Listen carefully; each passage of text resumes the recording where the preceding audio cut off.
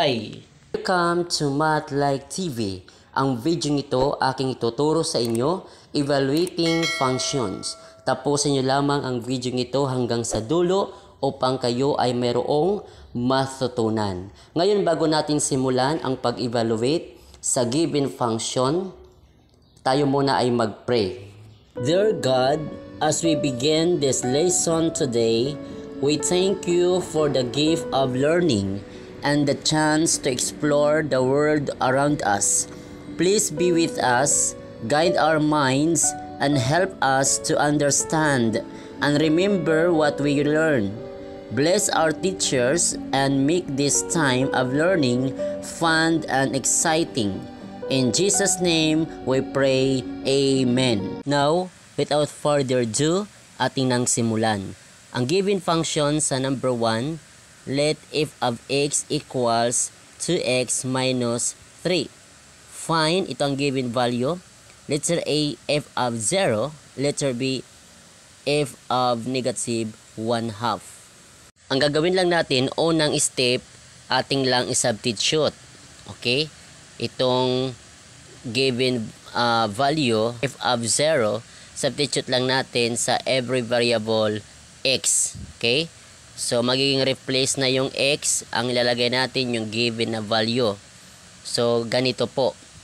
F of 0 equals 2, then the value of given letter A, 0, that is 2 times 0 minus 3. Okay, nakasubstitute na. Then, simplify natin. After substituting, simplify. Okay, that is 2 times 0, that is 2 times 0, that is 0. Then, minus 3, copy, minus 3.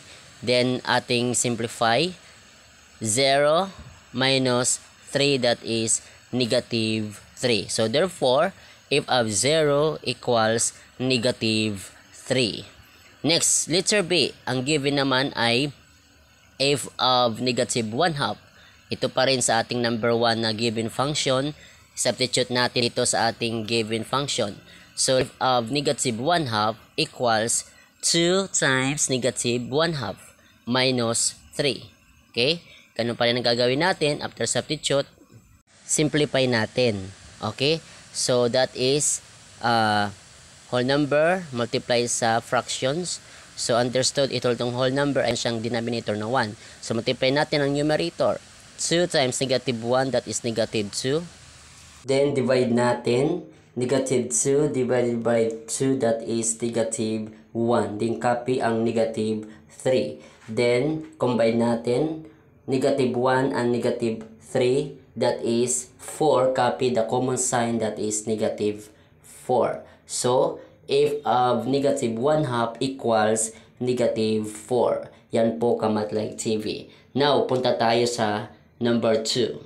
Number 2 ang given function. Let f of x equals 4 over x squared minus 1. Find ang given na value, letter A, f of negative 3. Ang letter B, f of m minus 2. So, ngayon ating substitute itong letter A muna, yung f of negative 3 sa bawat variable na equation. So, ganito po. Then, after substitute, ating simplify. Okay?